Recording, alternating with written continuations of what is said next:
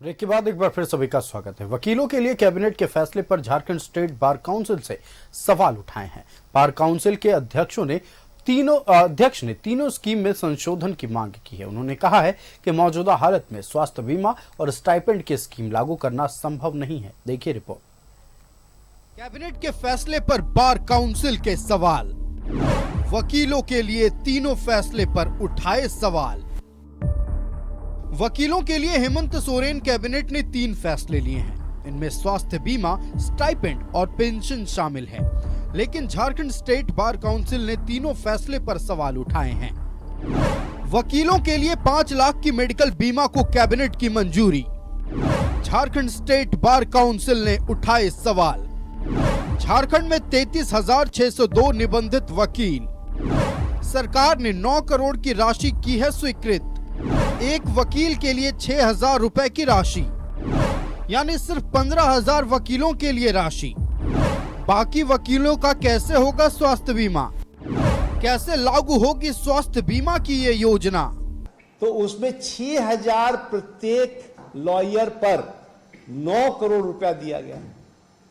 इसका मतलब हुआ कि इसमें 15,000 जो वकील है, 15,000, ये 15,000 वकील के लिए ही आपका इंश्योरेंस पॉलिसी आया है।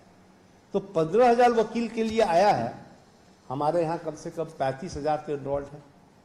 तो हम ये मान के चले कि 18,000 से 19,000 वकील के लिए ये वकील कवर्ड नहीं है ये इंश्योरेंस स्कीम से।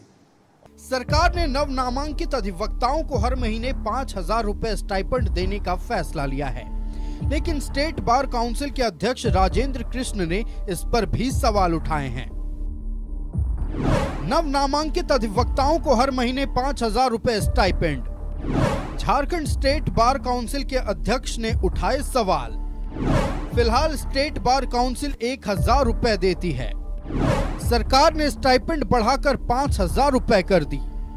Jharkhand advocate welfare fund trust को देना है 50% राशि, यानी ट्रस्ट देगा 2,500 रुपए, सरकार देगी 2,500 रुपए।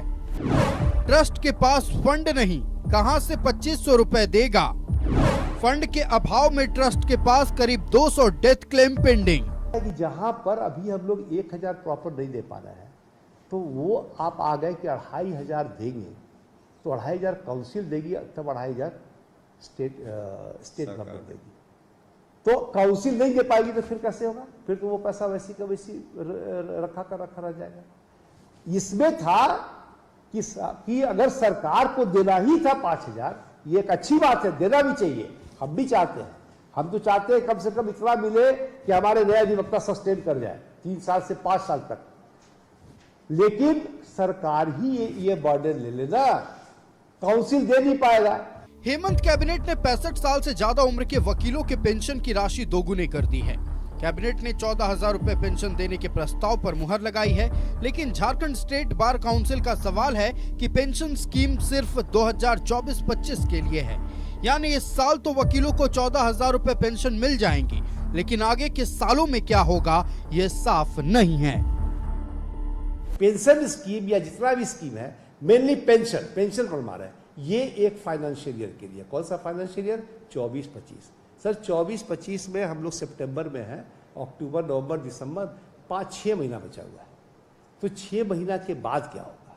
इसको कम से कम छोड़।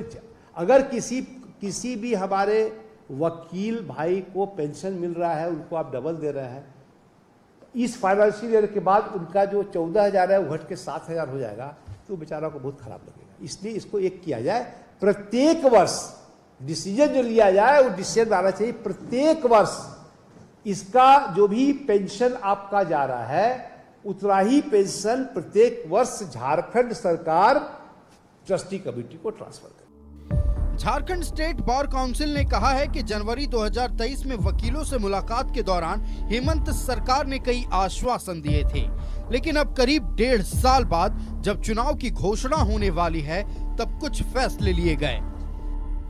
2023 के जनवरी में हमारे माननीय मुख्यमंत्री जी ने अधिवक्ताओं को बुलाकर अनाउंसमेंट किया था। उसमें बहुत सा चीज अनाउंस हुआ था। लेकिन अनफॉर्चुनेटली क्या वजह है हमको पता नहीं है, 1.5 साल अप्रोक्सीमेटली तक उसमें से कोई भी चीज़ धरातल पर नहीं आया, कोई चीज़ नोटिफाई नहीं हुआ। हम लोग तो आशा लगा के बैठे थे कि कुछ हम लोग को मिले। झारखंड स्टेट बार काउंसिल के मुताबिक सरकार के ये तीनों फैसले लागू करना मुश्किल है।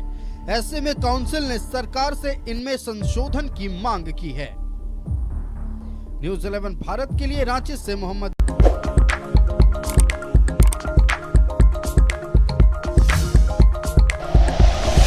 Like and share videos, subscribe करें हमारा चैनल और प्रेस करें बेल आइकॉन। न्यूज़ 11 भारत, सच है तो दिखेगा।